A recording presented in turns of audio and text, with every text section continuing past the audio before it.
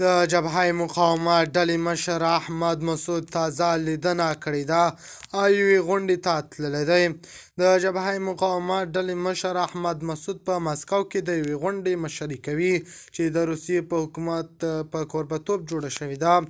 د خرابات ټي وي چینل درنو لیدونکو سلام، ستړي مشئ، وخت مو بخیر.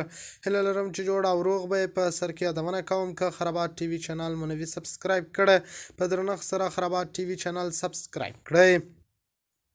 روسیه کې د طالبانو د مخالفو غونډو د افغانستان په اړه د مسکو نړیوالې ناستې اجنډا څه ده؟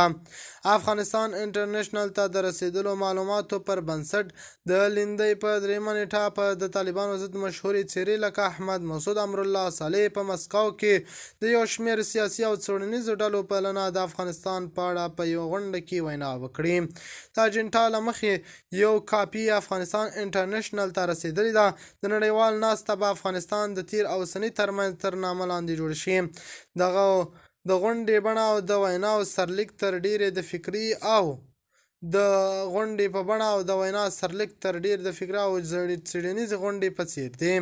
په دې غونډه کې یوازې د طالبانو ضد مشهورو څېرو لکه د مقاومت جبهې مشر احمد مسعود، د مقاومت جبهې نږدې غړی امرالله صالح، د افغانستان د خلکو د یووالي ګوند مشر حاجي محمد محقق، د مقاومت جبهې غړی فضل احمد معنوي او اسماعیل خان زوی محمد صادق طاهر ته بلنه ورکړل شوې چې په دې غونډه کې ویناوې وکړي.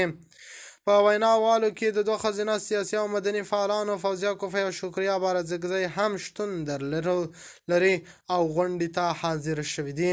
د خرابات ټي وي چینل درنو لیدونکو دا زموږ ته د مهال چمتو کړی خبر د الله په امان تر بیا خیر چرې.